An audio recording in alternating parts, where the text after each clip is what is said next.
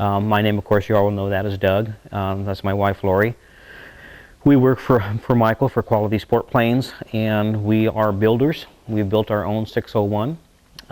Since then, I've worked on 6 other Zeniths in one phase or another. Just finished one for a gentleman in Chico where I did an owner assist, went actually to Chico and helped him finish his airplane, and it's flying now. I have also done most of the building on our 701 demo that we hope to have flying in the next month. So that's what I do. I also have a background in automotive. I've been an automotive technician for the last 35 years. Owned my own shop for 15 of those years, and I worked on Subarus. So I'm pretty familiar with the pancake designed motor, the 4-cylinder opposed. Other than that, we're ready to start. We're going to start first by probably disconnecting the electrical system on that, taking off the water pump, the hoses, because in order to get the ring gear on the back of the motor, they have to be removed. What we recommend to everybody is print out, and go on the Zenith site if you have to, or off your CD, print out a whole sequence of events of what you're going to do, because it's much easier to just open a book and look at it than to walk over to the computer or whatever else that you have. And we're going to just go step by step. Some of the stuff's already done. Motor mounts are on. That was put on by the Quick Built people in Florida. So we won't have that chapter to do. We'll be starting out with the ring gear, and that's going to be probably the biggest difference on this motor from the old bed mounts is the ring gear, because you have to install that yourself to mount it to the fuselage engine mount.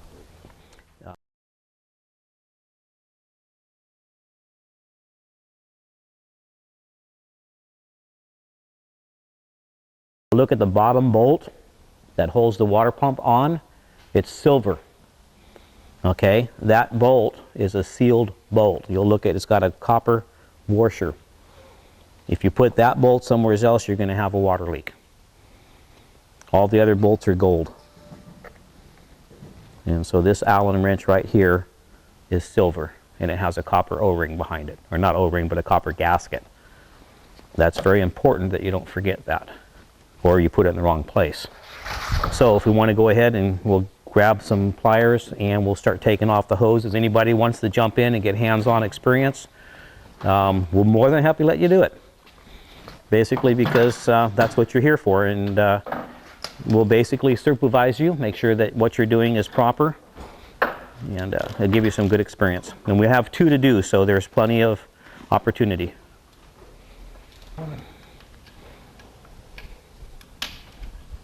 You don't have to do anything more than just pop and move.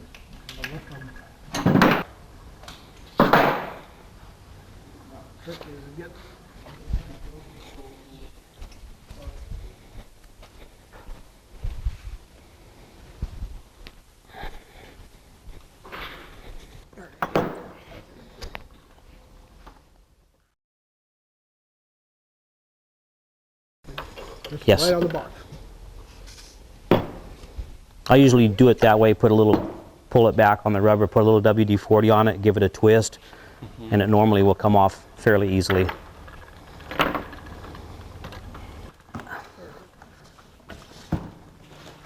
That's where it lives.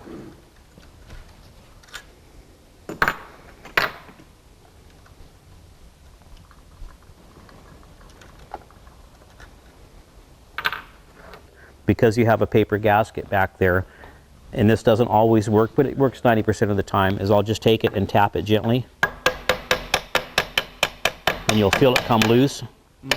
Okay, and when it comes loose, if all things are good and you've been great, it will come off, hopefully without breaking the gasket, and it did. We were able to do it without tearing it. And that's what you want, not to tear that gasket. If you are worried about it, you can order another gasket and have it on hand while you do this. Yeah, that's the gasket. See, we did get a little bit of it off on there, but it should be okay. Next thing we're going to take off, we've got that part of it done. The next part is we're going to step up to the electrical on top, because that has to be removed to get the ring gear on here.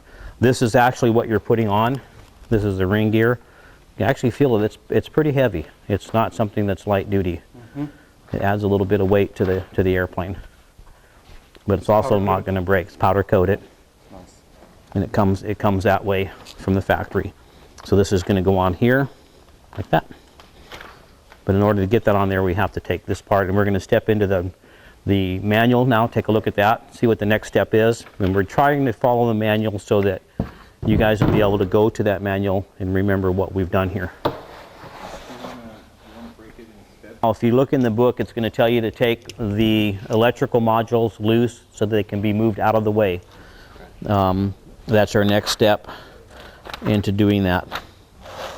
And that's simply done by removing this one bolt here, the ground strap, and then the bolt over there, and this will lift up and out of the way. Got a thorough bolt through here that goes from here to here down, so we're going to take that one off first. Normally you can break it loose without the top one. Sometimes it'll come right off.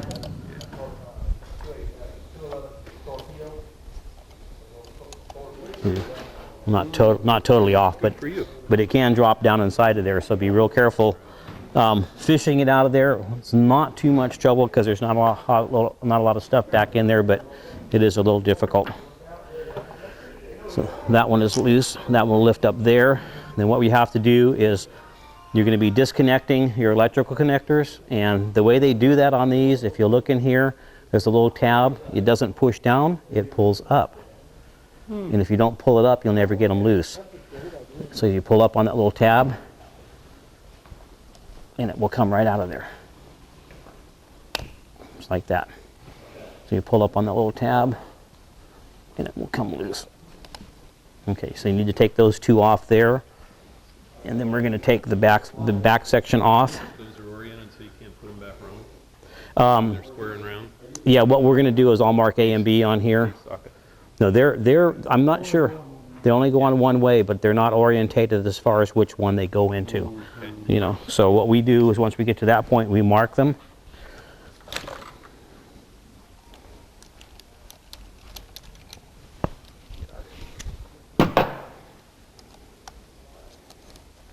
And when you put this back on, don't forget to put the ground back on with it. And you're taking this off simply so you can move the wiring out of the way. Okay, then this clips. And it flips in on this one. Pulls off the tab. So it goes up and out of the way, because the ring gear has to go across here. Okay.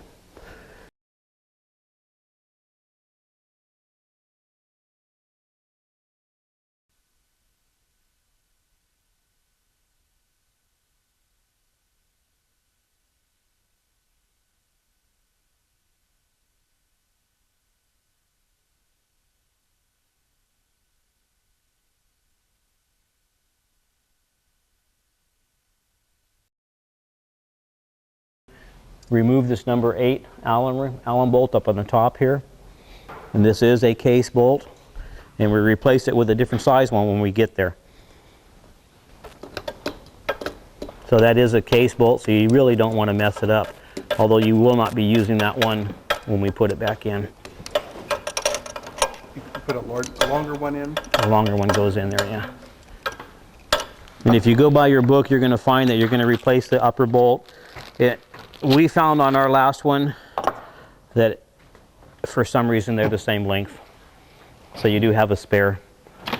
They tell you to replace it, but you know, it very well might be a stretch bolt. They didn't tell us something like that, so if it is a stretch bolt, that might be why they want it replaced, because it's under a certain torque. Okay, they also give you a procedure for changing your water pump position, but I think we're going to take a look at that before we do it on this motor. It looks like the water pump has been already done at the factory, because they're showing a 90 degree here, whereas the other motors had a 45 here, and when you put the ring gear on, it would actually hit the ring gear. You know, so you had to change the position. So we're going to look at that as we go along. The spacers, there's two different size spacers. They go in particular positions. And I'll have to look up where they go.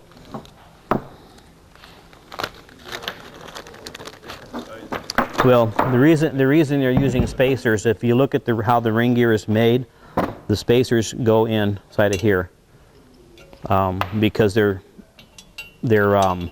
putting the radiator mount on these bolts also. So you can't use the Allen head going all the way down inside of there. So they put a spacer in there for you. We're going to feed this thing in here. Hopefully it will go over the top, around the corner, and you have to be very careful because you're playing around your electrical. It has to slide. Yeah, it's a very tight fit.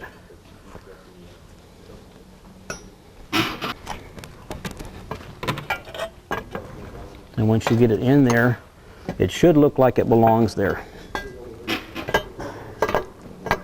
Okay, this has to come up.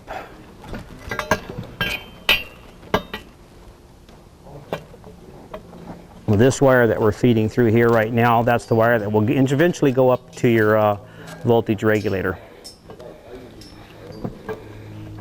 Yeah, now there's one thing that they, yeah, the bushings come off later, and you look at this and you kind of look at your fit here. Now see how there's a gap there? Yep.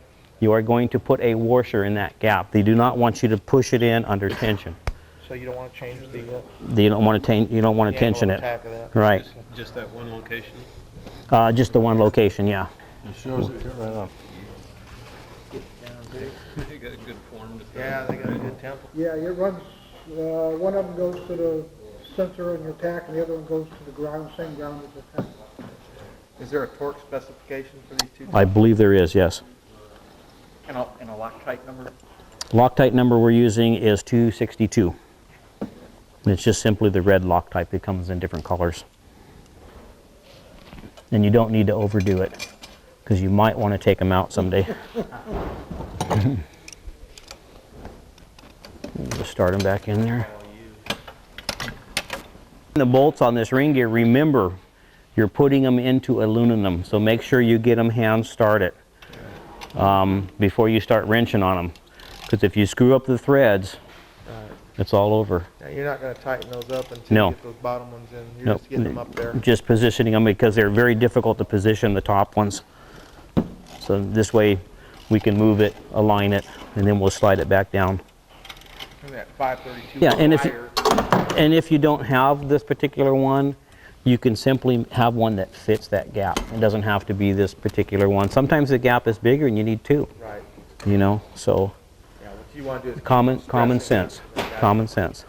What we're going to do is go to the bottom and try to do the same thing we just did on the top.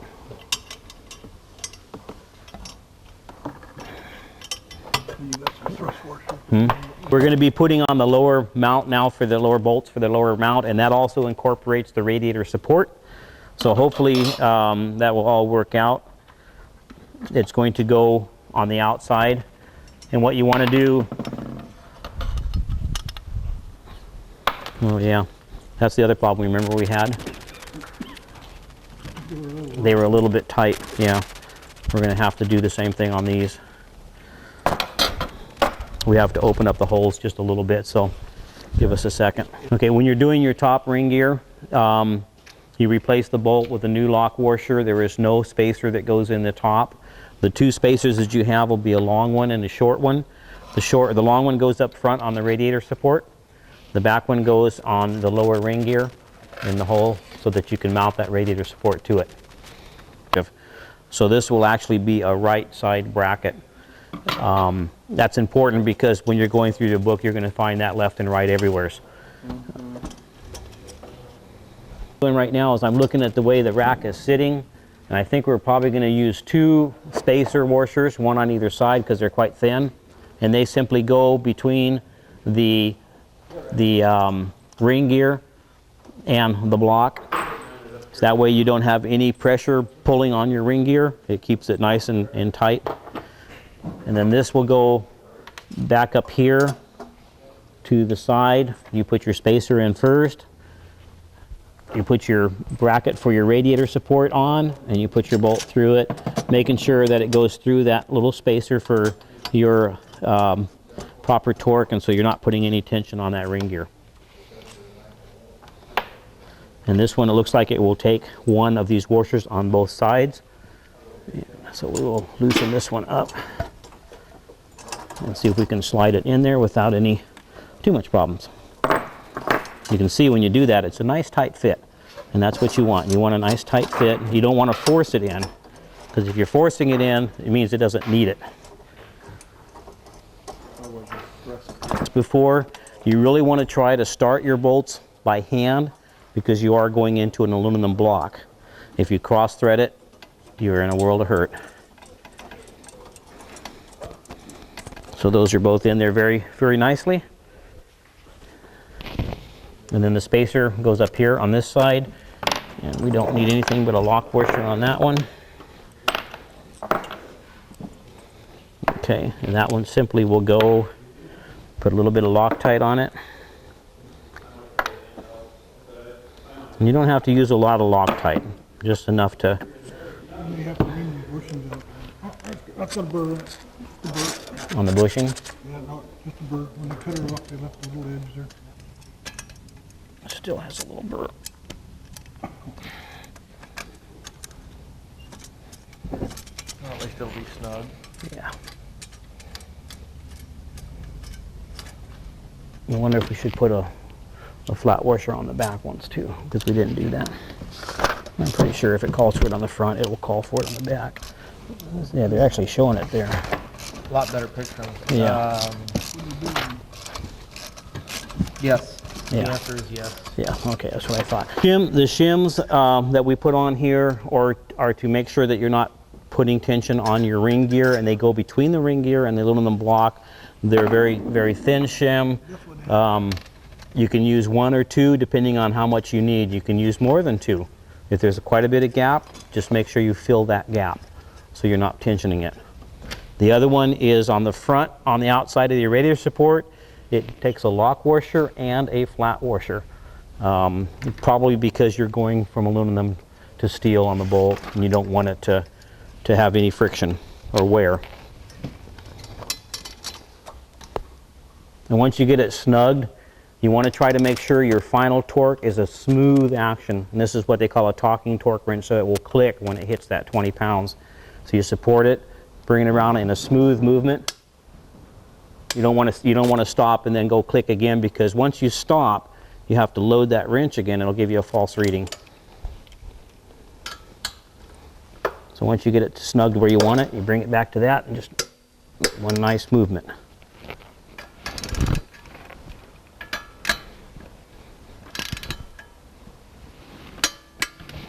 And you don't need to go back, because if you go back, you're going to over torque it. Because to get that same snap, you got to pull, or you'll think it's too tight, and it's not really. And as usual, anytime you use a torque wrench, take the pressure off when you're done with it. Otherwise, you won't have a torque wrench, you'll just have a wrench. We want to show you what we were talking about with this special bolt that goes on the bottom. You notice it's the silver bolt. If you look inside the water pump, you'll see the little passageway. That passageway actually goes past where that bolt comes in at.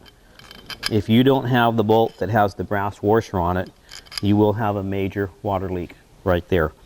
So that's why we were stressing that so heavily.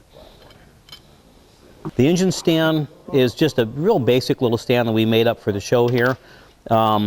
It's made out of angle iron, and it has a metal plate that bolts to the exhaust port on both sides of the head.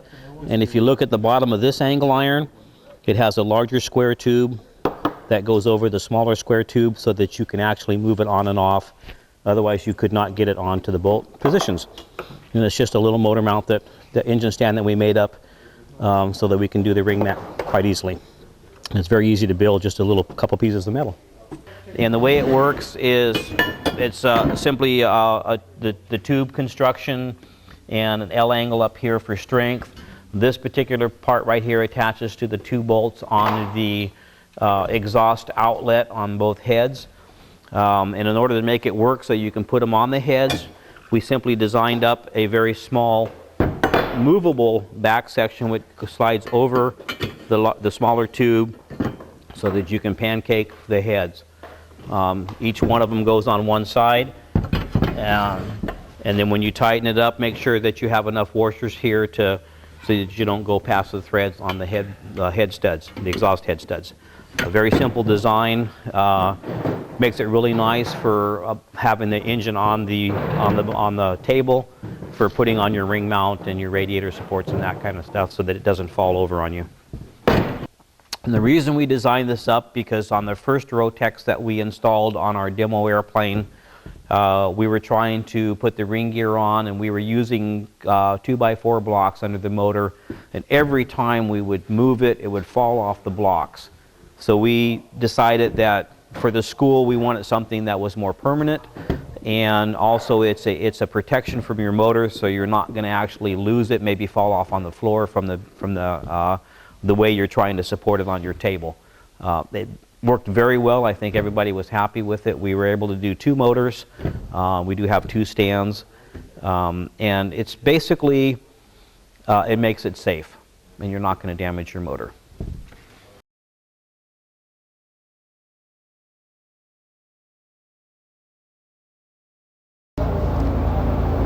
Okay, long ones down. Long ones on both sides. You'll know, because that's the only place they'll go. Okay, and then we just need to get the clamps on there. I didn't do the clamps on my side yet, so Okay. I want to make sure those get on there. Now, if this was an old engine we were working on, you'd replace those clamps. With the new style. With a new style or new ones of those if you had them.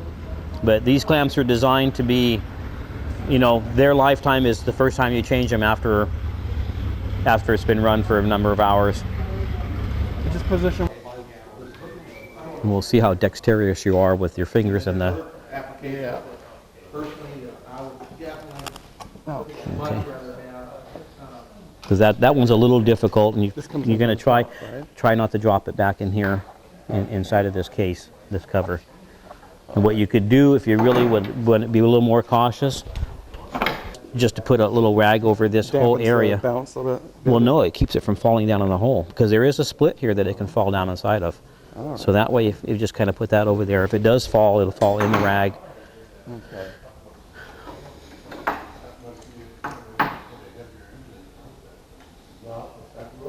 And remember, if you have to, you can turn the upper one.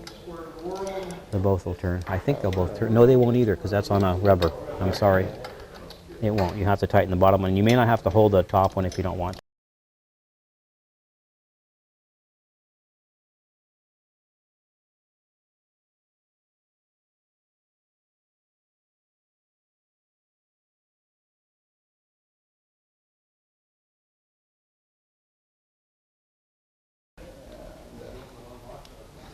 Okay. Now, I slide that one on the bottom one. Okay. There we go. Like that. Now it's out of the way. And you should hear a nice little click. Yep. And then tug on them just to Yeah, just to make sure. check yourself. Okay. Yeah. And remember what we were telling you before, these 2 empty holes right here are for your mag wires, for your grounding mags. Yep.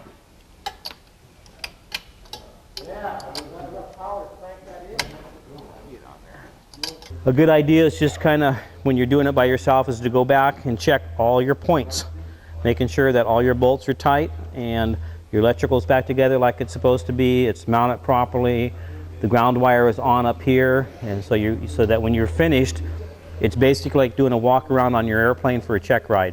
You're going to make sure that it's done right. And so the ring gear is on.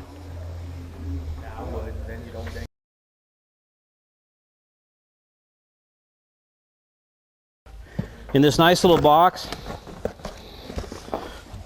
this is a Texas style teacup, and that's going to mount on the front of the firewall. And the interesting thing about this particular motor, this one will mount basically right up in here. When the motor is on, it will not come out. So it has to go on next, and that's where it goes. And it will be forming the actual stand that it sits on. has to be riveted together and put together. I think Eric is getting the parts ready. So we'll just clean out an area that we can work here. Print out all of your installation instructions so you don't have to go back to the computer. You can have it right to hand. So we're doing section 4. And it's all got numbers on it so you know where you're at. And we'll put this together and it will mount on the firewall.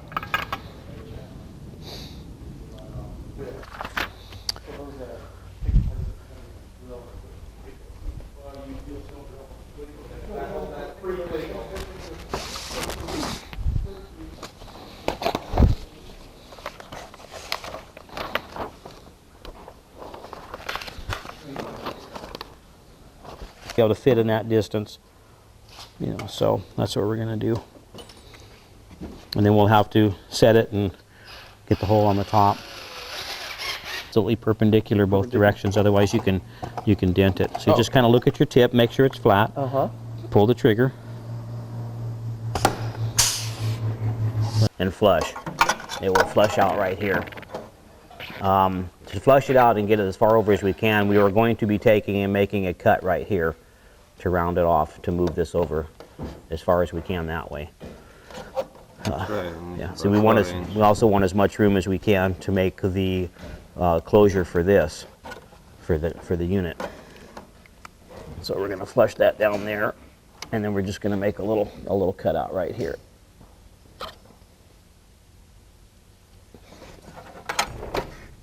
A little rounded file. A little round one or? Yeah, or half moon. Here's our half moon file. There. And the reason we're doing the cutout is to move it as far as we can this way, because we're using a phenolic block in here as our seal for the steering rod. And we want to have enough room in here to let it slide up and down. Yeah, I can get them to.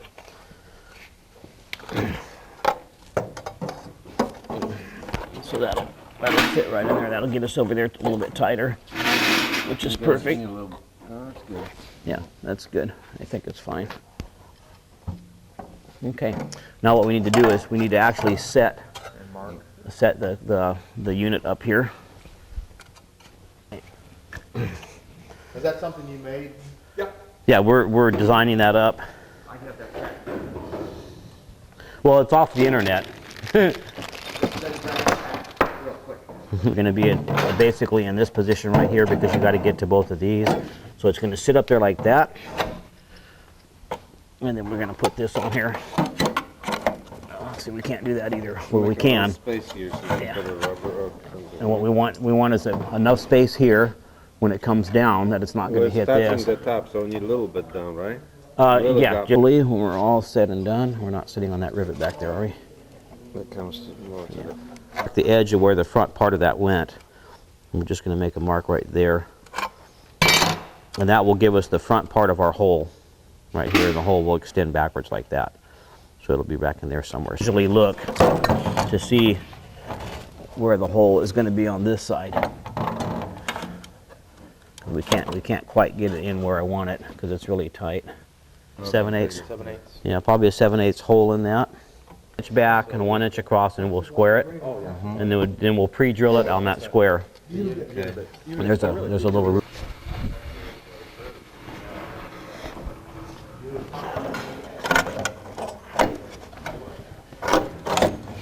Okay. That's good.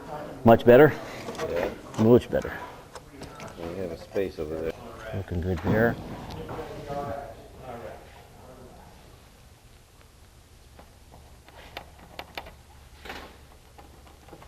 Punch those.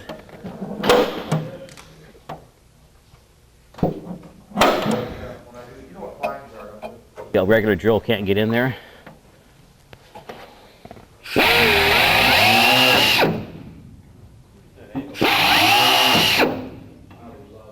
Clecal. Oh, click on Yeah, and you can clecal from the back if you want.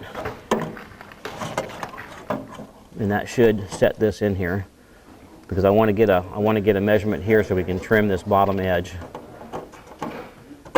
You may have to trim that a little bit, and we'll put we'll get rid of these and put in 2 more holes. Now the bottom two, if you can't get them, we can get from the front.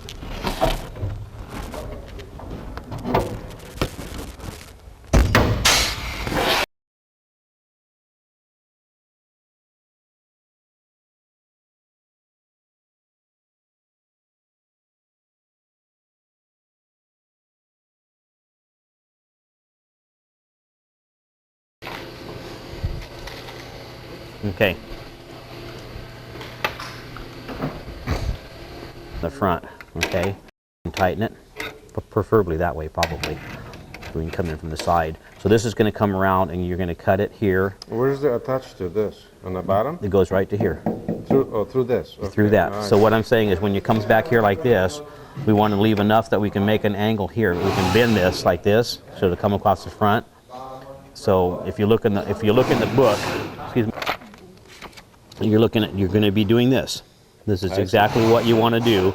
So you want to cut that so that the screw is coming out to the side so you can get a screwdriver on it real easy, leaving enough of an angle that you can rivet it to your upper frame.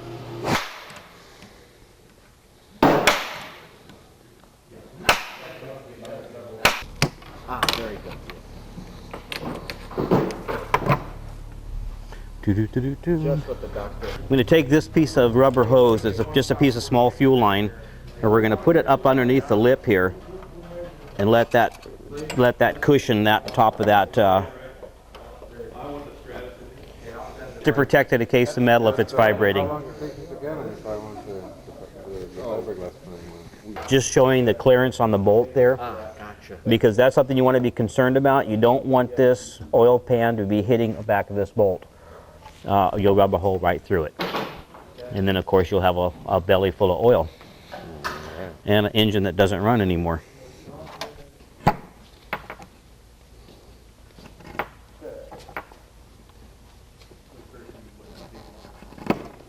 Because super glue is just a wondrous thing. It's interesting that green plastic, if you don't. That's just something that we do. It's not actually in the plans, but it's just in case it wants to come over there and rub. And then we'll go ahead and put the strap on. Okay. And the strap is put on with number 5s. We're going to cut it before We can cut it afterwards. afterwards? Yeah. Okay. And you just move this. You can move it one side or the other while we're actually doing the riveting. Okay.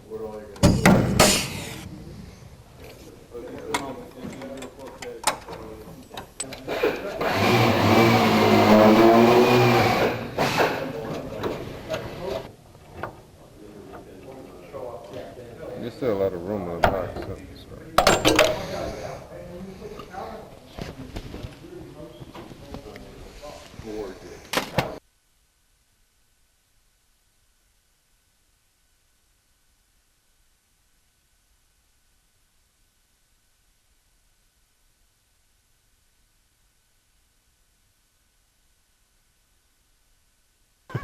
The next thing you're going to be doing on the airframe is you're going to be mounting the bell crank for the throttle. There's two things that we don't have to do, or actually one major thing is we're not using the phenolic block for the pressure because we're not using the T-handles. We're going to be using a locking throttle. So this particular step here where they're showing you the phenolic block, we're just going to eliminate. Why do you eliminate it? We don't need it because it's got a self-locking throttle. So We're not using the T-handles for the throttle. We're using an aircraft vernier style throttle that is self-locking. You know, so we're just using that type of throttle. it is. The pilot head. Right. Yeah, exactly. Well, what he's doing is, Jerry, is he's making these two brackets right here, and we'll have to make those two also for yours. Okay. Did we have to cut them from stock? We can cut one and make the other one match. You're going the wrong way.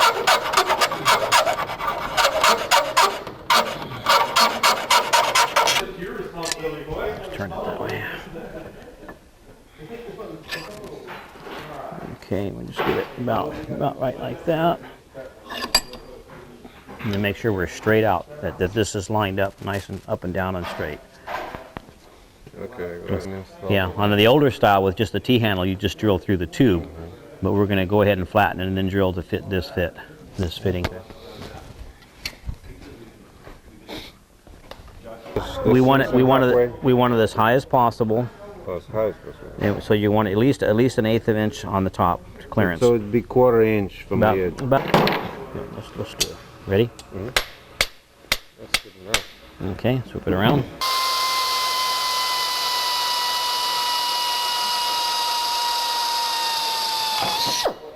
I haven't actually tested it. We'll see. We may have to go a little bit bigger. Yeah, we're going to have to go one bigger.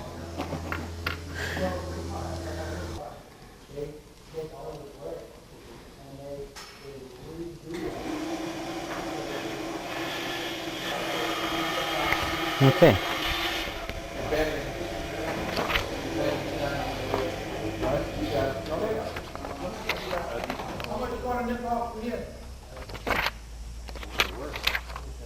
It works? All right.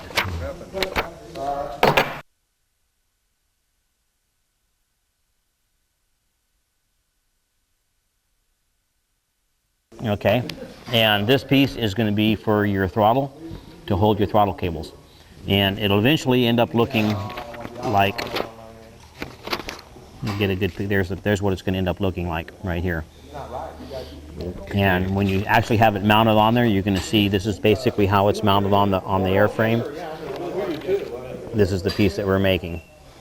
Now, if you'll notice on these books, some of these pictures are made with the bed mount and not the dynafocal mount. So this piece is going to be a little bit different looking when you get done because you've got to fit it around that upper engine mount. Well, we're going to start out by making your bend and your cut.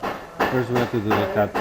On the dual stop or the dual throttle, when you're on your pivot point up here, you're going to have a long bolt, and then that bolt will have 2 holes in it. The holes are not there yet. You have to drill them. You want to make sure that they're exactly parallel with each other, so that you're not twisting a cable as it turns. It's just a matter of lining it up properly. Okay. And then we'll take The this. one we use was on. Yeah, we shaved ours down a little bit. Yeah, that one. Then we're going to do the same thing there, center punch it, or not center punch it, but center it. Now we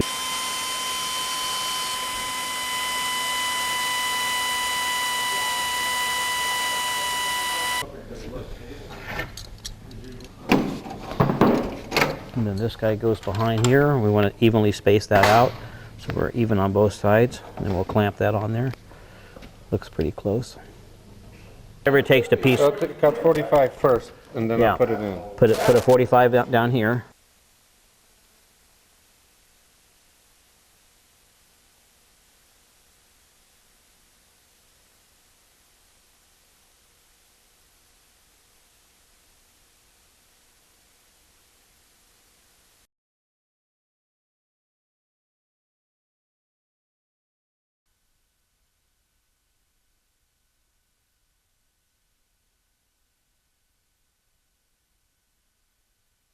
Go ahead and run it all the way through. Then Germany could have put a hook over there. Do you think that is where they're done, No, one's plenty. Yeah. We're running it underneath of the intake manifold on the fronts so that you're picking it up in the center of the motor. Most of the weight's going to go this direction, and I'm just going to tie this off to make sure that we don't slip, because we are on a slip thing there. Bolting on the bite, not that is? It's one that's never slipped in my lifetime. That's the one we wanted. Well, except for once. Leave the stand on it. Oh no, we're going to take the stand off. That's good, right there. Yep. Under the table? Anywhere you want to put it there. Okay, now all we just got to do is swing this around.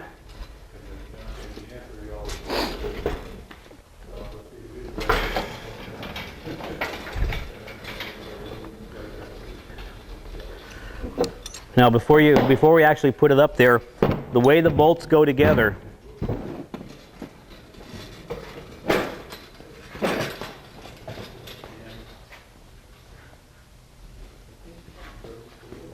okay, the way the engine mount bolts go together, is you put in the copper sleeve first, like that.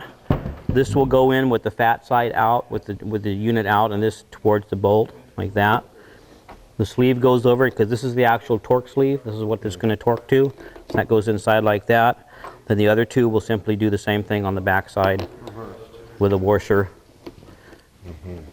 and a lock nut. And a cotter pin later. No washer Cutter. on the inside. No. So we need one of those for the other, because we've got one in the bottom already. We'll go ahead and set those up. And this is what I need right here. Pardon? I need a sleeve. Just use one. Leave work. Set to go. Actually, probably we could leave. I'd just put 2 in there. And Yeah, let's do the bring last 2. because it's going to swing in. So Okay, then put, yeah. take the bottom 2 out. Well, the bottom 2 No, we're you gonna- want to leave in probably. Well, actually, with this many people, we can guide all 4 of them in. Then we need to run the cone, rubber cone. Yeah. And you can see how the rubber fits in here, and that's why it has that inner sleeve, because the inner sleeve is actually what it will torque to as it pushes through the bolt, and the washer will hit against that, and that's where you get your torque. So it's a precise amount of give on these rubbers. Typical dynafocal mount, almost on all aircraft motors. Okay. Okay, we're going to lower it down just a little bit. And we want to make sure, let's take these washers off of here. Any more washers on there? No, sir. Guide it. Okay, it's got to rock towards you just a little bit. Right there. Push it through. Am I in? Keep coming. There you go. Keep coming. We're close. Okay. Now what we got to slow down just a little bit. Once we get one through, Got it. we got Snug it up. somebody that will come over here and put a washer and a. Got everything.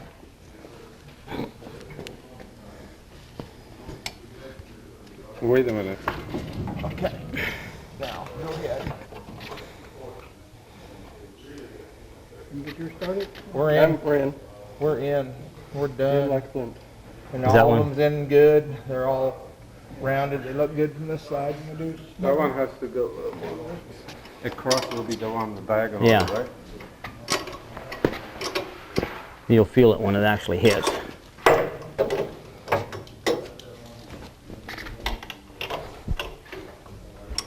Where it can be used. Yep. And there's a torque pin. We'll put your names on each bolt, so if it does come loose in the future, we'll know who to blame.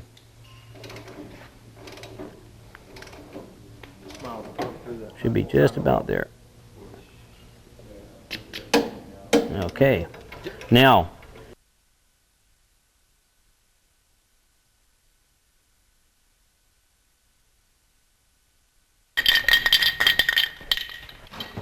So how much rocks in Texas, don't you? Rocks? No, there's no rocks. No, south.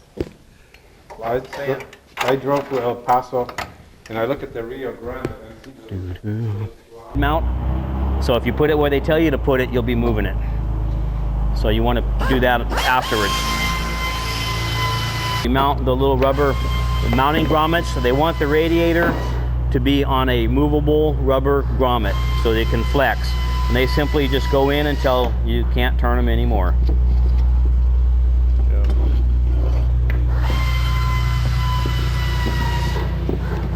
So we're just mounting. Or just give them a really good turn like that. So there's no bolt, so you can't over tighten them because you're putting them into aluminum studs. So that simply goes like that. Now we just check the book for orientation on where they go. All right.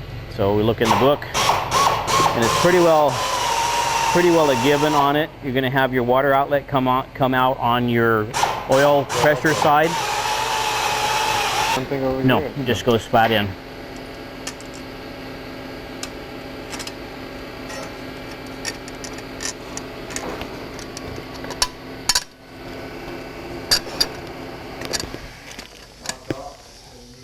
And that's how easy the radiator mounts to the brackets Really? that we've already installed. It's quite a very simple design. Surprised they don't call for washers.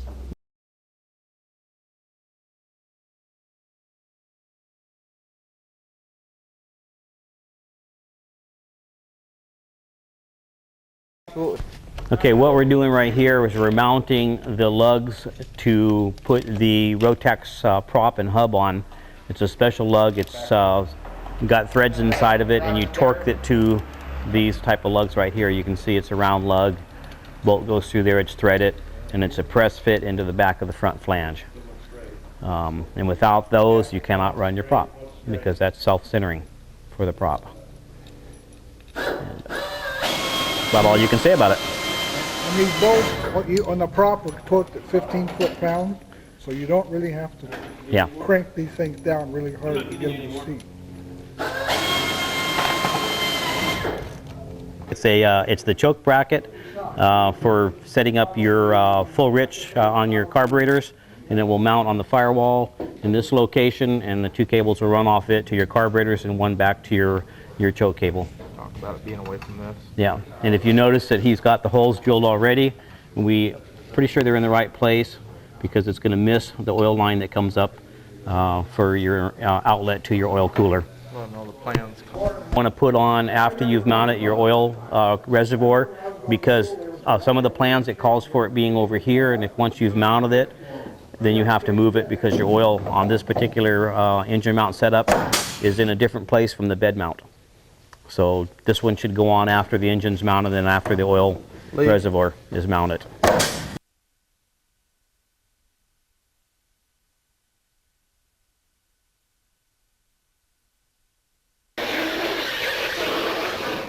And the oil cooler is similar to the radiator. It mounts on the side right here, and it mounts basically the same way as you did the radiator. The only difference is you're mounting the bracket first with the rubber stops, like that.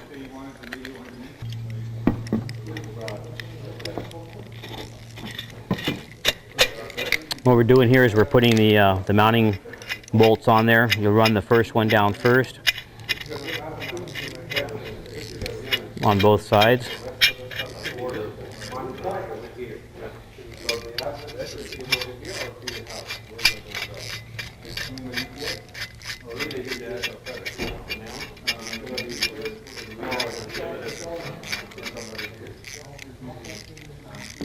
Okay, and simply those also are anti-vibration dampeners to keep the oil cooler isolated from the engine and the frame.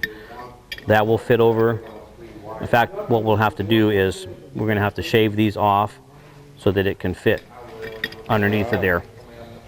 So if we'll take it back to Grinder? yeah, we can do a grinder or we can do an air grinder on it.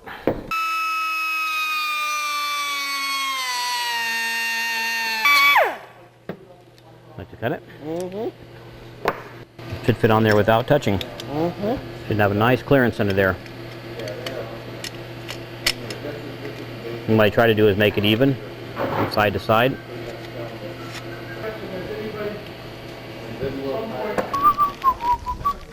That does not mean.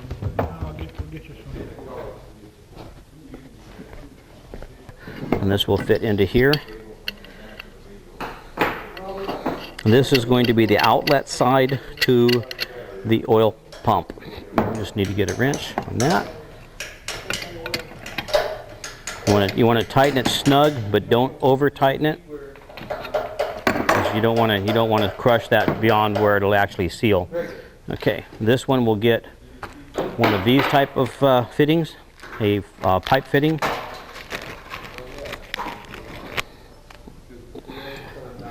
I believe that is yeah, okay, what we're going to do on that one is we will put a sealer on that one. Let me go get some sealer.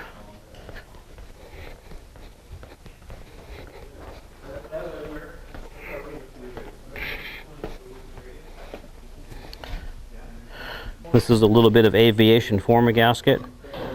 I find it works quite well on the ceiling.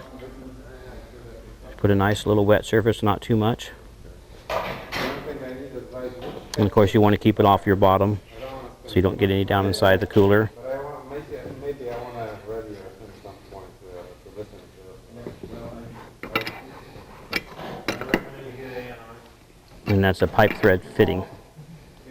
so it tightens as it goes down. Okay, and that is ready to go on the aircraft.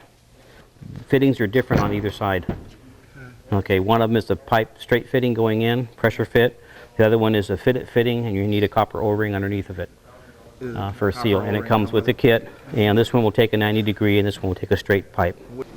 And it simply goes up here like this.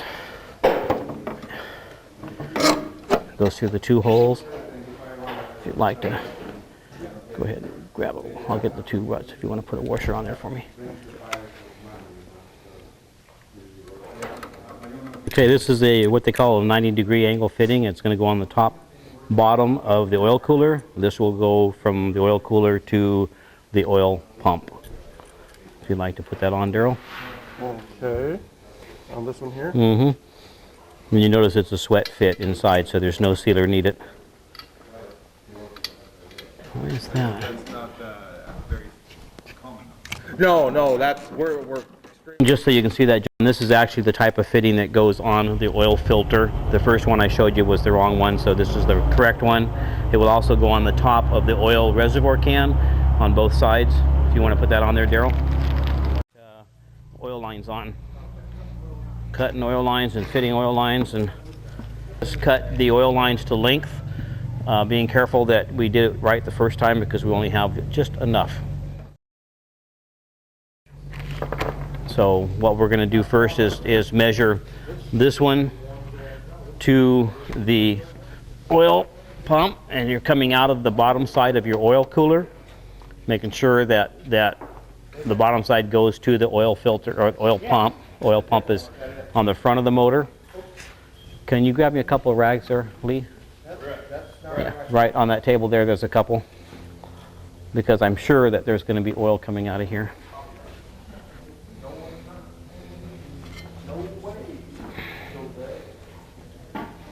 And of course it hits right on the... Okay, good. It's not puking in you up.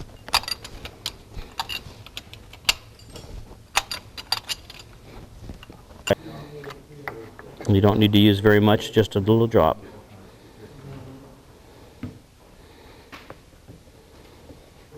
Fits right back in the same hole, and you make sure you put your copper O-ring on it. 276. Okay. Now your serial number. Start it by, make sure you start it by hand, because you are going into an aluminum case.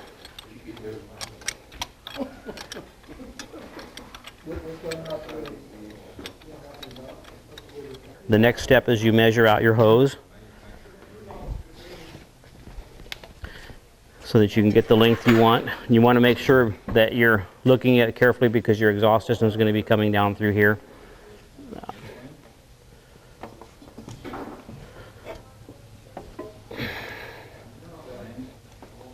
Cross pipe there. Yeah. Oh, you didn't like mine? Dull.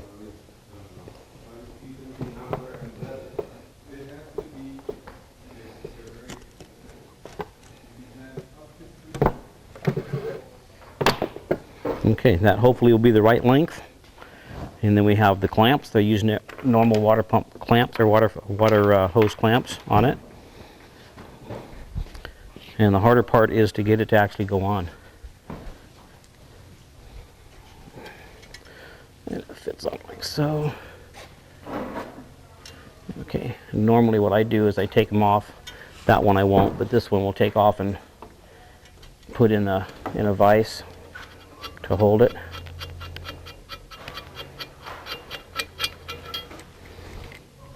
We have a resident person from Texas. We're going to allow him to do this.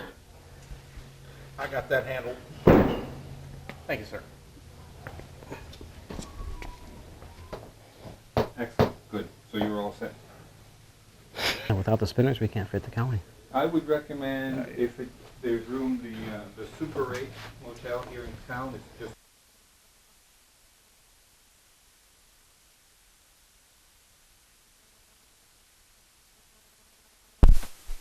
Okay, we're putting the oil line to the oil pump at the moment, and Jerry's working on that.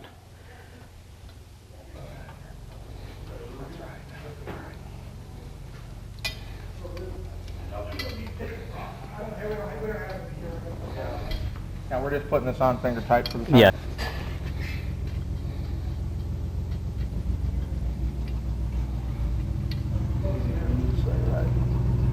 This is very important. You want to make sure that you get your oil flow proper. You want your outlet off of your oil tank to come to the upper side of your oil cooler and then flow through your cooler down and out to your oil pump. If you put this line on this end, that line on that end, you will have air in your oil. And you don't want that. So make sure that your outlet goes to the top, through the radiator, up into the oil pump.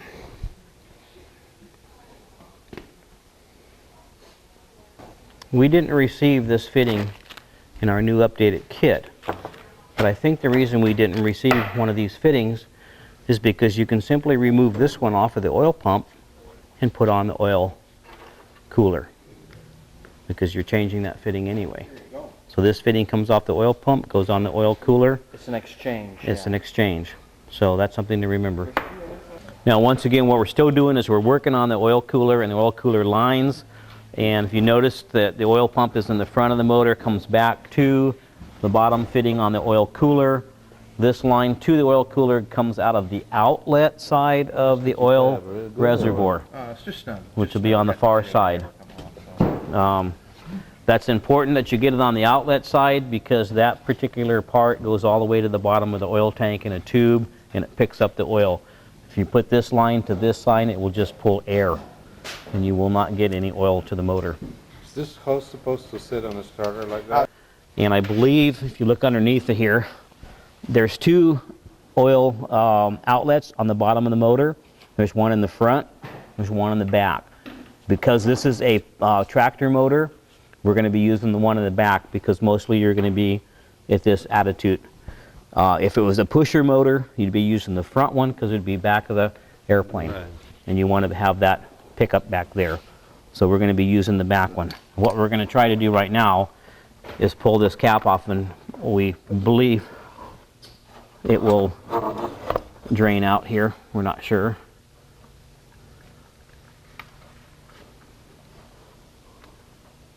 And just let it drain until it stops draining. That may take 10 minutes or so.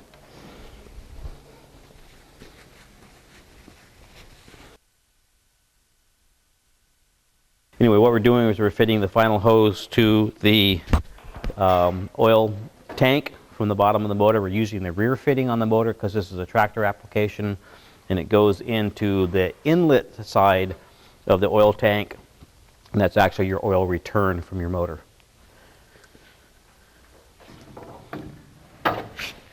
If you look at the bottom of the motor real closely, you'll see that there's two fittings here. An oil drain here, or an oil return unit here, and one here. The back one is for a tractor type application. The front one you would use if you were using a pusher type application for this motor. So we have it obviously on the back because we are a tractor application.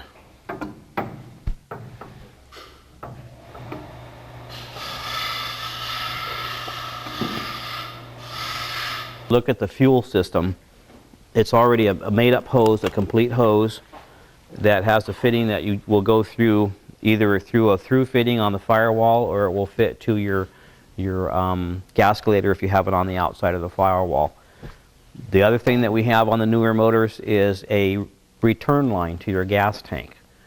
According to what I've read, it's to eliminate any possibility of airlock in the fuel line system. And we simply returned it back through and into the fuel line that comes down from the tank. Our next step is we're going to be putting on the cooling system, the cooling hoses, and then right after that we'll probably do the exhaust system. So what we need is a great big blue hose.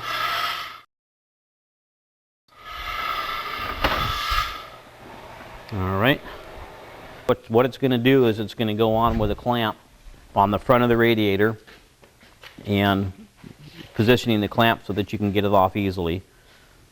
And we'll just slide over the neck of the radiator. It's going to wrap around the motor, and we came in from underneath so that we have a good support, so that we can actually tie off the the hose on a nice curvature so you don't get any kinks in it. It'll come around and actually fit to the upper part of the expansion tank. So it looks like we're going to cut this hose right about there for the moment. If you want to get a razor blade, try to make a nice square cut if you can. We want to take the plug out of the reservoir. You don't want to leave that in there. Water flow would be very difficult to get. Oh, you want it clamp? You know, what we're going to do right now, Richard, we're going to look at what we've got and see where we're at. You notice we don't want to kink like that, obviously, in the water hose. So we're looking at how we're going to set that up with enough curvature that it will flow fairly easily. Put a clamp on, position it to the way you need it to go off easily. And if you want to go ahead and clamp that. Okay. Now you can, and just before your final snug, make sure that there's no kinks in your hoses because you may have to turn it one way or the other. That looks fairly good. So go ahead and snug it down. Well, you'll know, if you're going to change this, you'll have your cowling off anyway, so you can put it on straight. Yeah. Secure the hose. Once we get the chaffing barrier on there, we're going to secure the hose with tie wrap so we keep this nice circle and we don't have any binding or any pinching off like what that would do if you didn't secure it. Just so this doesn't move, we're going to put it around each part of it. Is it okay to use some 3M tack on the back of that? It sure is if you have it. If you don't want to put tie wraps on it, you can use any type of a good material that will glue. Now you don't want to put it too tight because you need room for expansion on this hose. But you do need that on there because obviously you don't want this hose causing a water leak.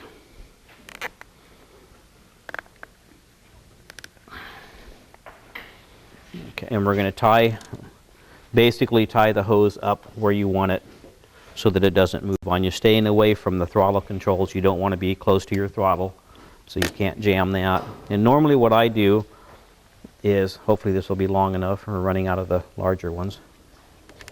I'll just get that where it's loose like that, and I'll take another one and stand it off of the metal by wrapping it around the first one.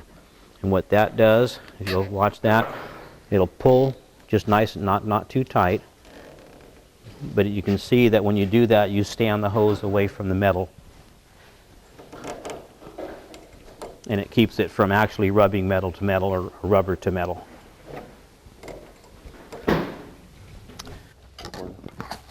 Where the end of the hose is there. You know, I think I'd bring it in about maybe 1/8 of an inch. That way? That way, yeah. It's right on the edge there, so we don't want to be, because once you get on the edge, it's so easy for it to flop over. So if we can get it in just a little bit further there. This is the bottom radiator hose, and you can see that it's got all kinds of little contours on it. That's designed so that we can go down to the bottom of the radiator and fit in and up to the water pump. And you won't use all of it, you'll use part of it. No. Now the book tells you a specific distance to cut. I would recommend that you don't cut it until you actually fit it to the motor, because sometimes it's not the same. Now this hose, if you look under here, you're going to see that it has the outlet for the water pump right here. We've left it loose because we didn't know for sure whether we were going to be able to turn it. And that was part of the water pump and the ring gear installation when we loosened those two Allen heads. Okay, this is going to go up and over the top and fit. Okay, it's going to go like that over the top through here. What you'll look at is how this fits on here. And we're just going to hopefully be able to push seats over the inlet neck, and then we'll look at that to see if that is adequate. It's a little bit high. We might try taking this and turning it 1 notch. Now there's 3 holes, top and bottom, on this unit. So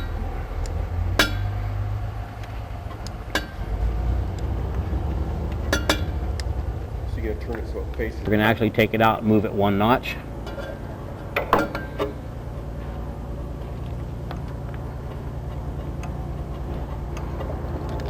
And then this will simply come down here and will be cut off to fit over the radiator.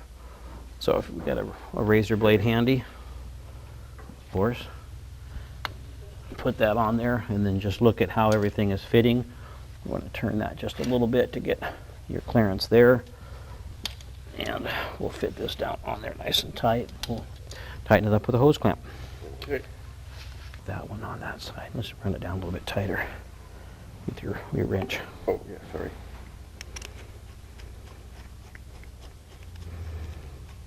So we don't have to tighten up so much when we get up in there.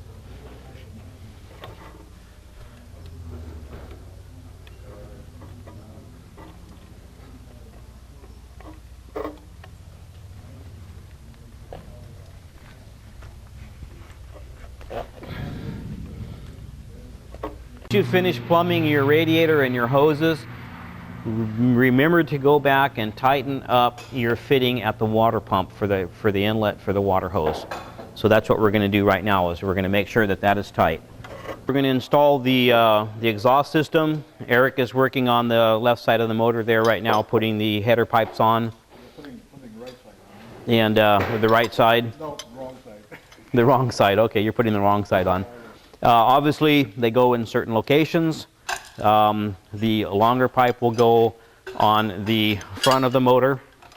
They're marked left and right. And yeah, they are marked left and right.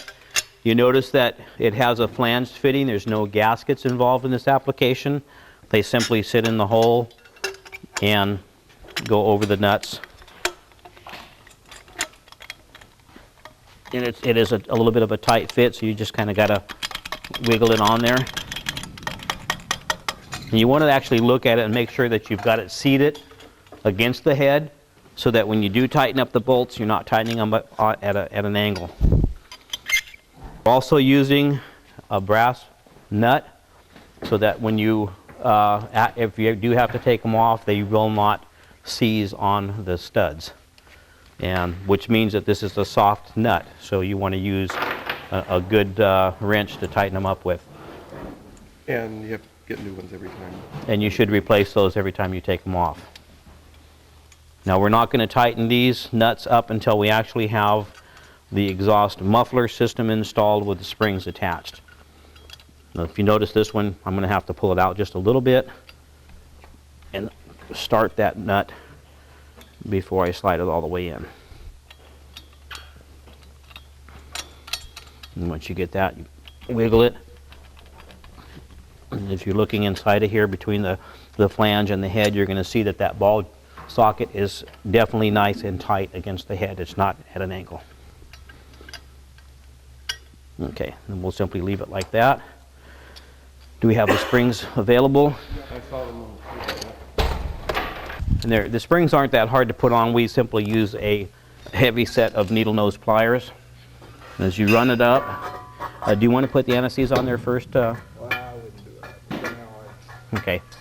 When we're fitting this one right now, when you do your final application and these come back off again, you will put anti-seize in the journals so that they can work a little bit without going metal to metal to the point that they can crack. And the reason you want to leave these a little bit loose is because you do have to fit it. Is yours on? Yeah, Okay.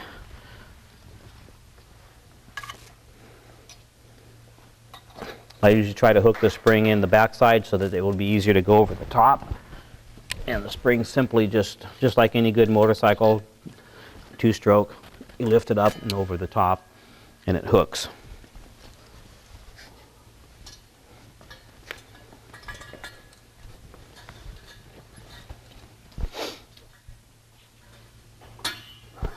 Oops. Positioned. Usually you want to put one spring on each journal, and then we'll look at the actual fit of the muffler and the exhaust system. It's pretty straightforward. If you look at the front of the motor, you want the exhaust system to go straight back, and that's why you leave these loose, so you can kind of just jerk it around a little bit. Make sure that you're nice and your angle is good and your ball sockets are in and not exposed and not in crooked. Once you've got that, you put the rest of your springs on. And where did the... I do? Okay. Down here on this side. There we go. Give it kind of just a little bit of a wiggle to make sure everything's seated. And then we'll go through the procedure of tightening up the 8 mounting bolts. These actually call for a torque spec. They do in the book. And I've got some stuff. But it's very hard to do any kind of torquing on these bottom ones because the only thing you're going to get on there is an open end wrench. So you're basically going to do your tightening. They're also self-locking. And what I like to do is snug the top one first and then go to the bottom one so you don't get that cocked off at an angle. Yeah, and if you look at the side here, when you're done with this flange, you want that flange to be even with the front of the head. If this one is sitting over here and touching the head and this one's way out here, you obviously have tightened one bolt more than the other. So you want to make sure you go down as a set. And you just simply do a little bit on one. You take the flange all the way to the head? No, it won't go all the way to the head. You can feel when it actually starts to really tighten up. This basically is the hose that they want you to put on the bottle. Now, depending on where you put your bottle, it might be long enough. But we're installing the bottle. We're going to install the bottle on a bracket right about here. So this hose is not long enough. But which is okay, because this hose is actually a little bit loose on here. So, and you really don't have a clamp that goes down that small. So what we've done on that one up there is we've installed another smaller hose in here and glued it in so that it will go over the nipple here. Just out of curiosity, let me see that one. But probably what you might want to do if you want a nice clean installation is just get a longer piece of your hose, which you can pick up at Home Depot, or you can order it from Spruce, or Use that for shave. yeah. But that's what we'll probably end up doing later on, is putting that bottle on. And you just made a little bracket. Right, it's just a little bracket that comes off here, goes up. The clamp goes around the back side, and the clamp is actually riveted onto the firewall so that it can't come off, and it just holds the bottle in position. The bottle really can go almost anywhere as you have clearance for it, because it's just an overflow, you know, and it's designed to, if you overheat your motor, what's going to happen is the pressure is going to increase on this cap, and it's going to open up and allow that pressure to bleed off into that bottle. And then as the engine cools down, it will take that fluid back out of that bottle and flow it back into your radiator system and cooling system to keep it full. If you didn't have the bottle, this water would go overboard, and then as it cools off, you would have less fluid in your cooling system. See, the bottle can actually be put anywhere where you have adequate clearance. And it doesn't have to be totally 90 degrees upright. It has to be, you know, can go there. We can also put the bottle up in this area right here and attach it there. Either one of those spots would be good. You can also put your heater ducking in here or here, depending on where you want it. Maybe you're flying with your wife a lot and she wants more heat than you. So there's a possibility that you could put the heat duct on this side and the bottle on that side. It's really your choice on where you put it, depending on whether you have clearance for the scat tubing to go to your heater duct.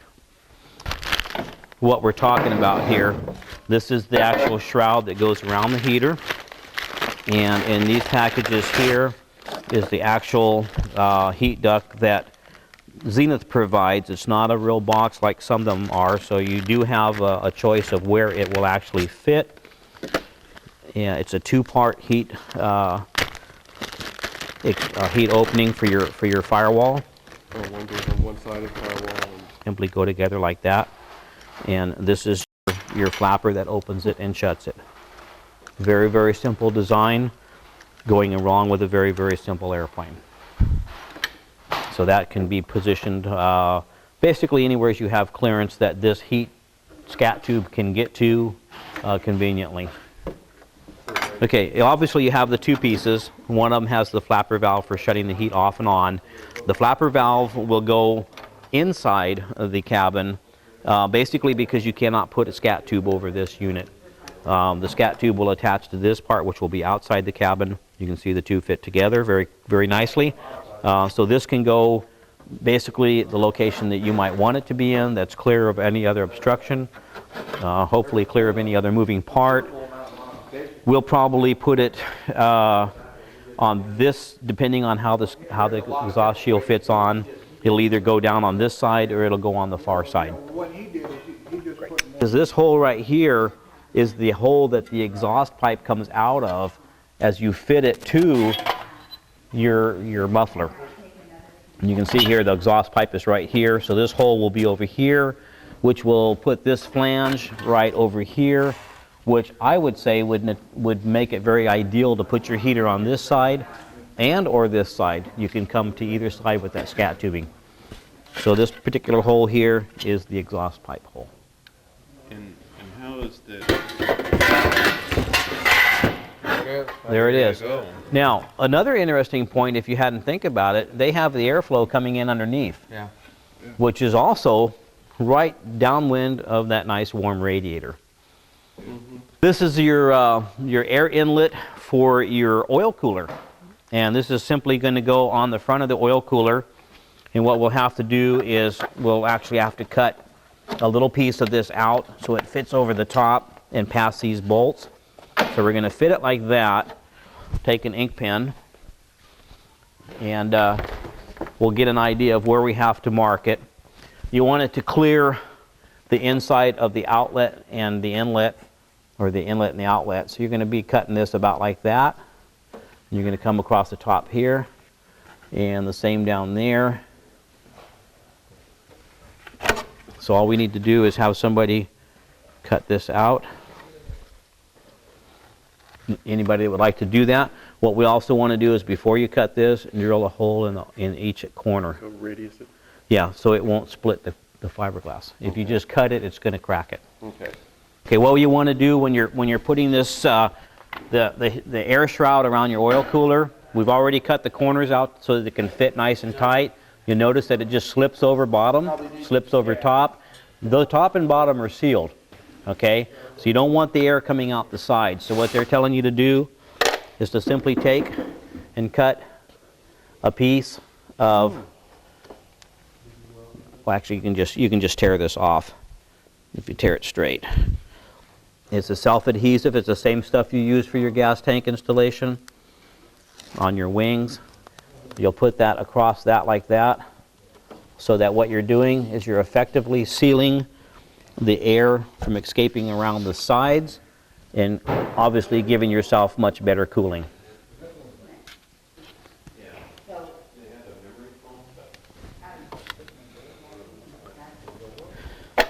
Then once you get that on there, you'll also put this back on there, push it up and in.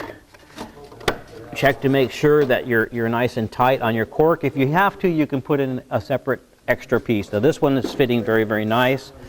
So that's the way it goes on there.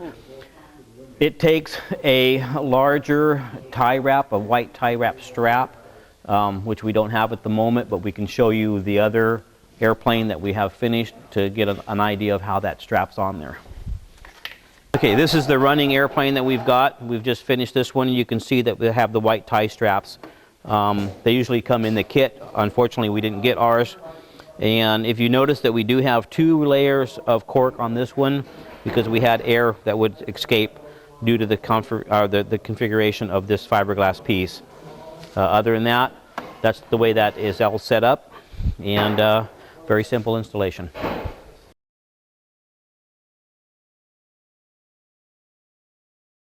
Okay, this is the cowling part of it. If you read the book, it'll have you set up the top cowling so this line is even with this horizontal line.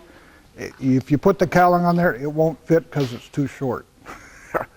So What I started with this, and what you got to do is, since it's come out of a fiberglass mold, these corners right here, if you were to mate them together, they really don't mate up too well. And so what I wound up doing was cutting the inside back. What I wound up doing was cutting this back about this on the bottom cowl. So you wind up with this good rigid corner.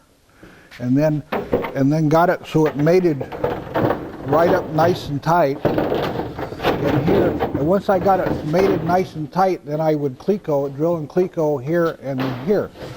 And at that point, that's all I did. And then if you were to take the top cowl and look and sight down the top of it, or the edge line, it's not straight by a long ways. This one's pretty good. The one we had was even worse. And I wound up taking a flat file and working this down flat. And then this line here come out of the mold. In fact, you can see there's a little dip right there. You know, if you're a good fiberglass man, you could probably do that. But what I wound up doing was cutting the cowl to match this line. So with the two clecos here, then I would take a clamp and clamp the back of the cowl, the top cowl here. And I came down from the brake line a 1/4 of an inch and drew a line as a reference. And then I can measure up on the top cowl where that line was, and then I would take that file and work down that top cowl till it fit. And then after I got it to fit, then you come along, figure out your spacing, put your clecos in. Then you had the whole unit or the unit as a whole. And this is all off of the aircraft? This is all off the aircraft before it even goes on the aircraft. Then once we got that all together, we took and put it on the aircraft and get out the old duct tape and tape it on. And originally the bottom of this cowl here came back clear to this rivet line. And so then I took a marker, drew a line down where the back of the cowl was. We took it off, and then I measured from there to the edge of the cutoff on the inside. That way I knew where the front of it was and how much, and I measured back so I knew how much room I had to play with to put the cowl. Then we put it back on, duct taped it up, stand up front and get in front of it, wiggle it around, get it to where you want. Now, one of the things on this engine, if you stand in front of this engine's offset about 3 degrees that way, and I don't know how much down. So you have to so actually if you were looking at the center line of the airplane, the prop's probably sitting all off to the side. So we kind of wiggled it around and got it so it was fairly as close to being symmetrical as we could get it. And then when we got it right where we wanted it, we duct taped it down, fastened it down, and then started. Probably the first hole we drilled was right here in the corner where the two cowls come together. Right here, where they overlap. Drilled that, clecoed it, and then worked our way up, and then I worked our way down. Then after that, we set up, like, take a piece of tape and figure out how far in front of this rivet line you want your cowl, and you know how much space to get, and we kind of marked it off. Cut it off with a cutoff tool, worked it down so it's flat, and if you stand off to the side, you'll get a nice line that you want, and it was a done deal. And then when we get done, we'll drill these out, countersink them, and use probably number 8 lock plates and number 8 countersunk screws. And the only other thing you've got to do is when you get done with this, you've got to take the top cowl off. On the NACA on this side over here for the oil cooler, you're going to have to put in, there's a scoop that goes on the inside in here that hooks up to the oil cooler, and it doesn't fit very well as it comes out of the box. So you're going to have to kind of cut and trim it when you get it where you want it. Take the bottom cowl off, get some fiberglass and some mat, and just glass it in. You know. And don't worry about being pretty, because nobody's going to see it on the inside either. Yeah, and then you got to put a scat tube between that and the oil cooler. But it'll take about an hour and a half to get these two fit together.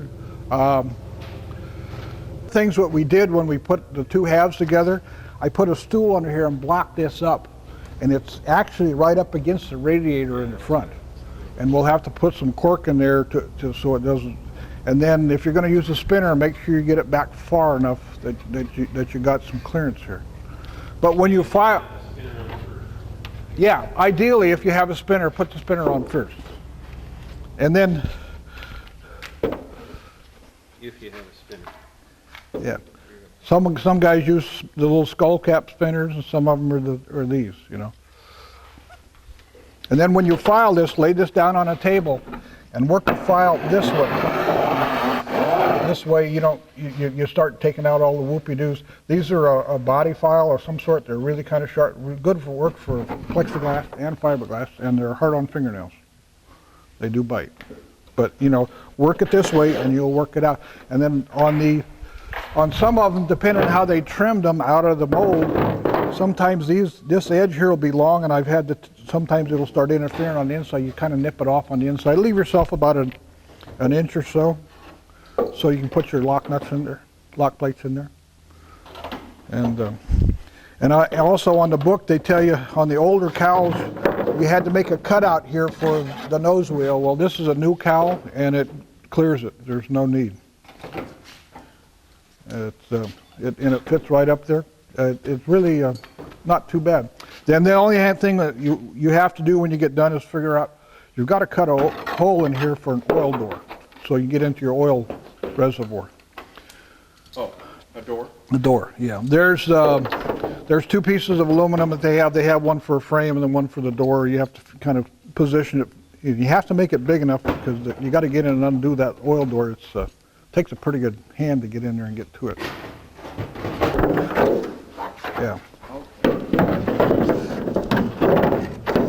This fits in like this, and like I say, it really doesn't fit very well. You'll kind of have to put it on there and position it to where you want it.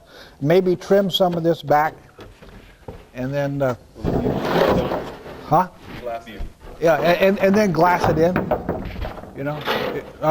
Some guys use some of that 5-minute epoxy, but these things are not really flat and straight. And usually what I do is put a little 5-minute epoxy in it, get them in straight where I want them. After they dry, then I glass it. Then, yeah. Get them where you want them. That's good. And then when you're all done, you're going to have to go in here on where the radiator is and figure out where the radiator, because you want to open this hole up a little bit to get more air, as much air as you can into that radiator on the bottom down there. Now, do you put cork around the radiator like we did for the oil? Yeah, it hits up front right here at the top of the tank. We'll put some cork in there, and because if you look in there now, it's hitting the top of the radiator, but it's not hitting at the bottom. And so any place that it might rub, you want to put a little. Is there any other? One thing about the Rotax engine with the water-cooled heads, it's straight in and straight out. No bowl baffles, no. Show the size of that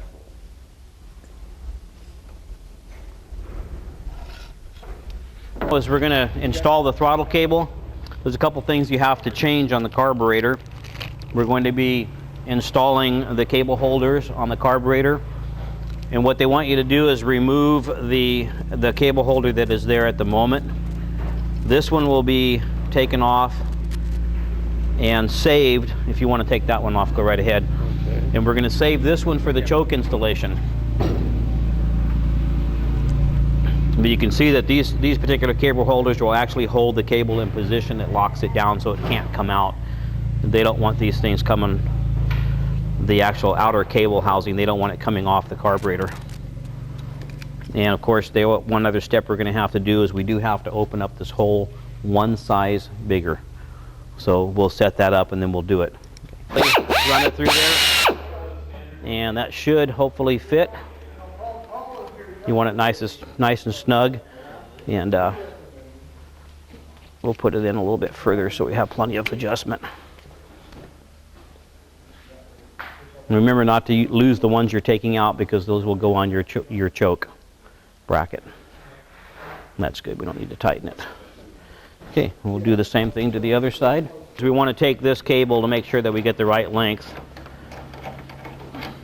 And this side is going to go to this carburetor, obviously. You're going to fit that up inside of there, run it up to here. You want a little bit of slack so this motor can move on this motor mount without pulling the throttle on it. So Another earthquake. you want, yeah, another earthquake. So you want to have a little bit of slack in there. So we're probably going to cut it right about there. And just kind of gently go through it, let it spread. Okay, and then we'll bend it over and then cut.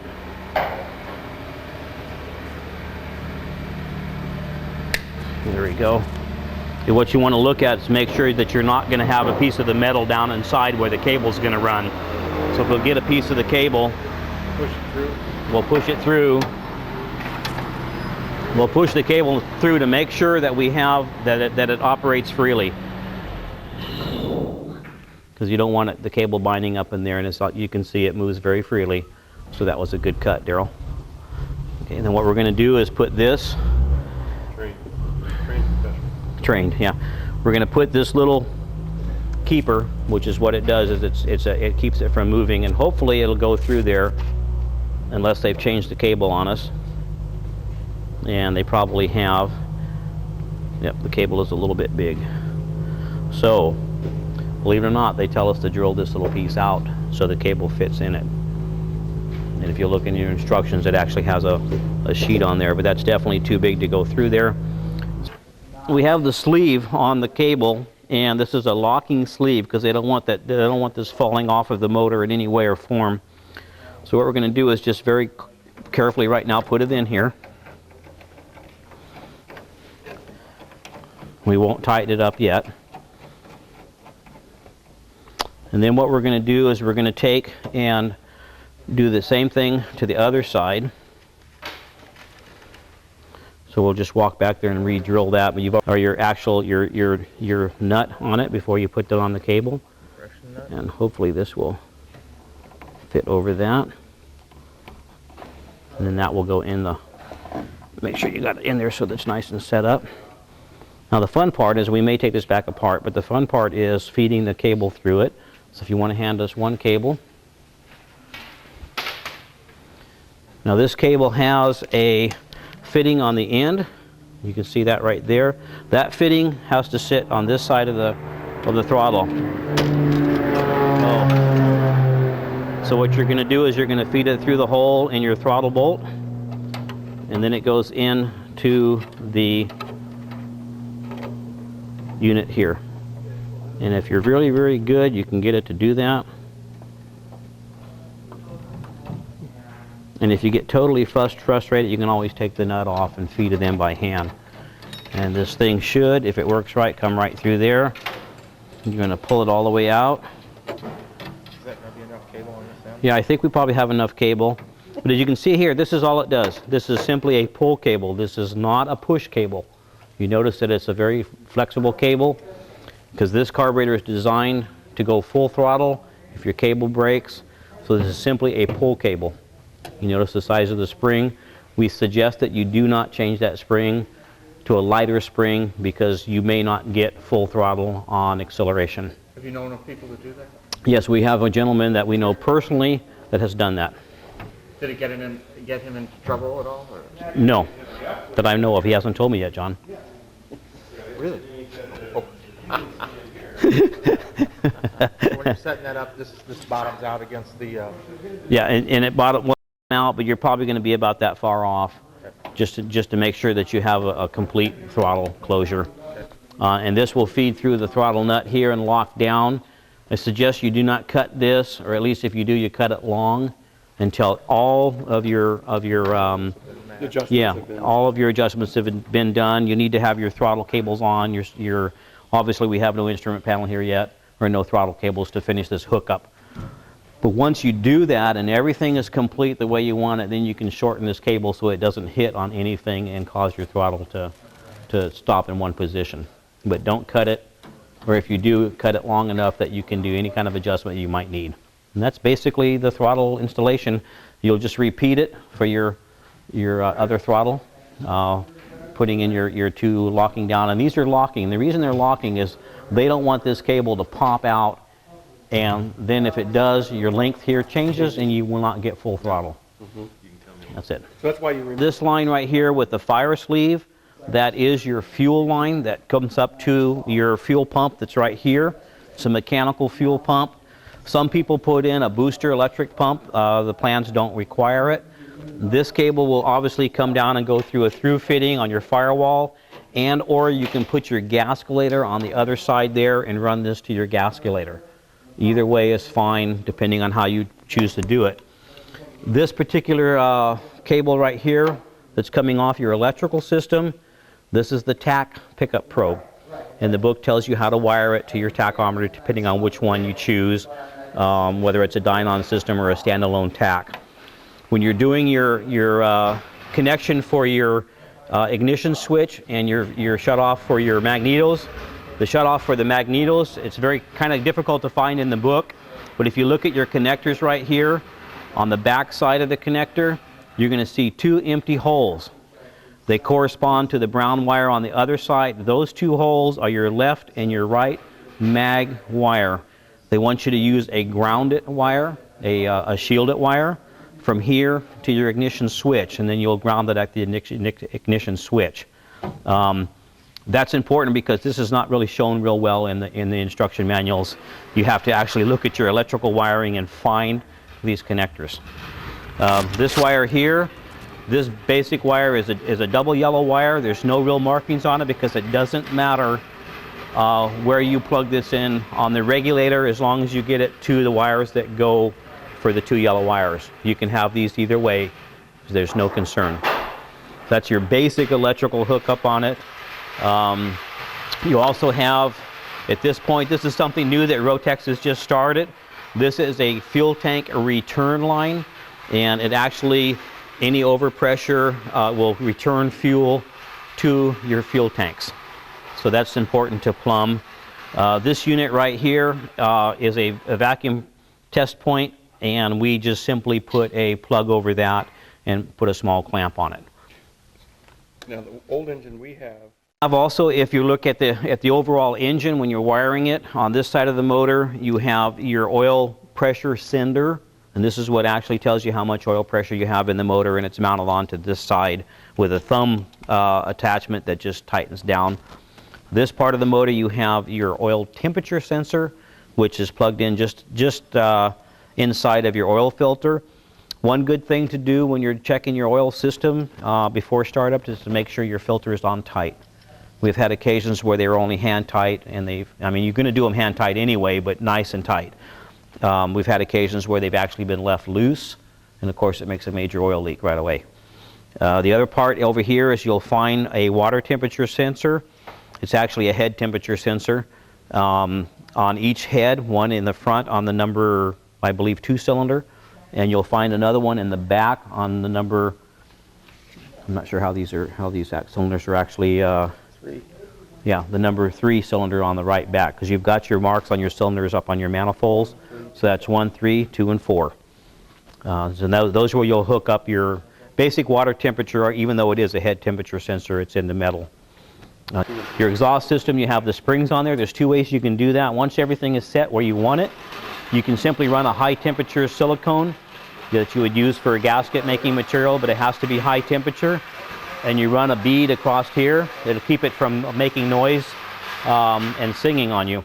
Some guys, especially if you're using a pusher configuration on these springs, you'll run a safety wire from here through the spring to here. So if that spring breaks, it will not come off and go through your prop. It's very important on a pusher. On a tractor like we have, it's something you can or don't have to do, either one.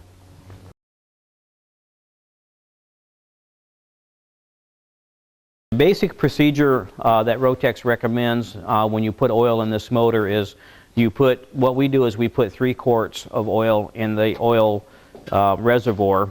You will take off the oil inlet that comes from the bottom of the motor. You will take that inlet off, put it in a container to catch the oil, and then we have a machine over here, if you'd like to get that, Daryl, that wooden block there with a pressure gauge on it. See, it's just an ordinary pressure gauge. And what we want to see is from 10 to 15 pounds of pressure on this gauge. And what you simply do is put the pressure hose on it. And this is after putting in your 3 quarts of oil and taking off your inlet line. This, you adjust your 10 to 15 pounds. Right. What I do on this gauge, because this is a homemade gauge, I simply put the air on it, and when I put I'll turn the dial, and you can hear the air starting to come out. And to get that pressure right, you simply put your finger over it, and you see how much pressure it's building up. We're right about 15 pounds right there. We don't want any more than that in that system. So now you know that your pressure is set. You can take that off right now, disconnect it, and we'll set it aside. What we're going to do then is this hose is going to go down in a container, so you don't get any on the floor and all that. You'll put your cap back on so that you have pressure in the system. This hose will connect to the bleeder, which is on the side of the canister. So it'll connect up there on the side of the canister on your bleeder, or not actually your bleeder, it's your overflow line. So you have a hose to that now. The next step you're going to do is you're going to pull all 4 spark plugs on the cylinders on the top to get them out of the way so you have no compression in the motor. Once you get that done, you will have already installed your prop, so everything's installed. You also will have your instrument package in there so that you can see oil pressure. What Rotax wants is, once you put air to this hose, they want you to turn the prop in the rotation direction that it normally goes in. They do not want you to ever turn the prop backwards, because you'll induce air into the oil system. So once you get that, you start turning the prop, you induce the 15 pounds of air into your system. You'll watch for oil coming out of this line into the bucket that you have. Now you don't have to have a steady stream of oil. You won't get that. What you'll do, as somebody is turning the prop, you'll have your mag on, or your master key on. You'll look at your oil pressure. When that oil pressure starts coming up, you'll probably see anywhere from 15 to 25 pounds on your gauge. Once you see oil pressure, you're done. Then you simply disconnect everything, put this line back on, make sure that it's tight, spark plugs back in, basically ready to start the motor. And that was with 3 quarts? Yeah, and once you're done, the next step you should do, once you've got it bled through and your line is back on, check your oil level and make sure that the oil level is where it's supposed to be. And then after that, you put your spark plugs back in and you're ready to fire up the motor, as long as everything else is where it's supposed to be. And that's basically the procedure. It's a motorcycle oil. We're using 2050. It's a petroleum-based oil, so that if you're running, if you have to run 100 low lead, it's good for that. And it's for a motorcycle, so it's got all the additives in there for your gear drive already. That's what they recommend. I'm not exactly sure all the different types of oil that they recommend, but there's a number of them. And you can go on site and find out, what you have locally available and what you like. Step outside right now, and I think we're going to pull the 701 that we have completed, and we'll do a run-up right after lunch.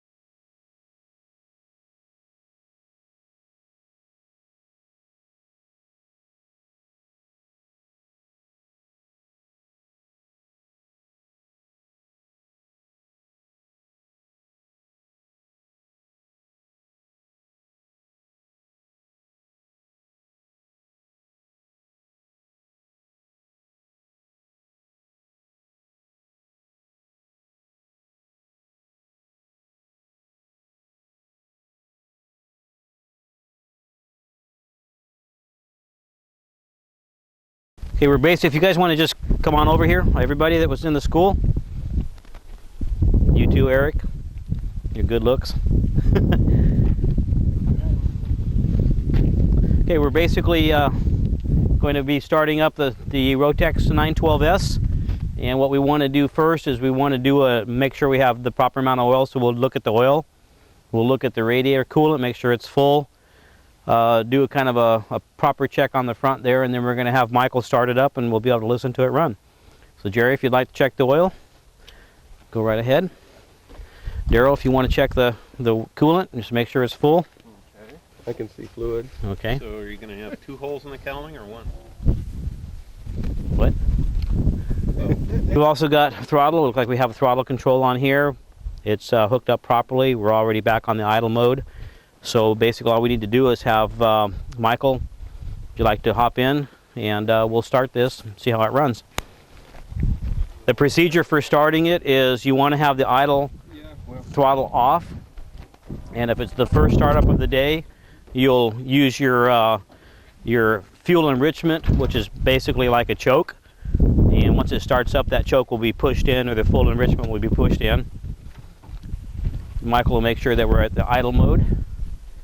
Are we tied down? We are tied down. You can see that it's tied to a cement block in the back, and we have the cables to the wheels.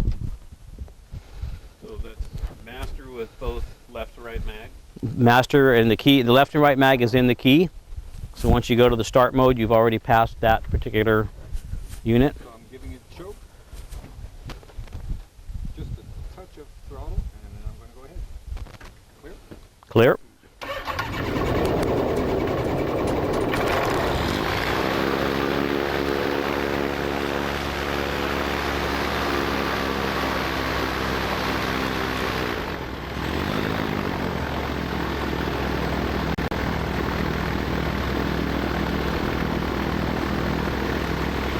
We only want you to use the fuel enrichment mode until startup, and then you will turn that off, and if your idle is set properly, you'll be on your idle mode. You notice it's very quiet. It's a nice running, very smooth motor, and I think the dynafocal mount helps with the startup. It doesn't seem to shake as much as the older style bed mount. We're running at 2,000 RPMs. Now at 3,000 RPM, 4,000 RPM.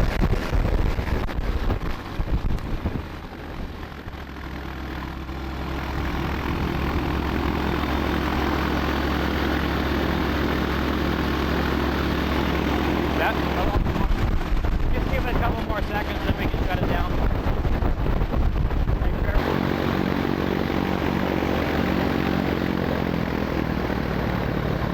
Then you come in the other.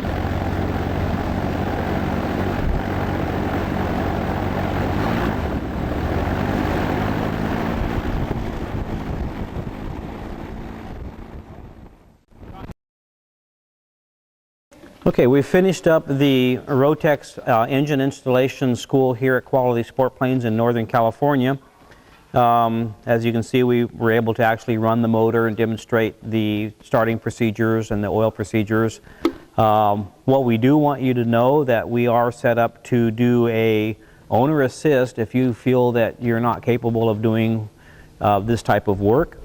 We'd like to, have you understand that at Quality Sport Planes we do owner assist not only in the engine installation, but we also owner assist on the actual building of the 701 and the 601. A couple of things that we do, we have a rudder school once a month, and it's on our website. We do 2 open houses a year, and we would more than be happy to hear from you, and if you have any questions whatsoever, to contact us.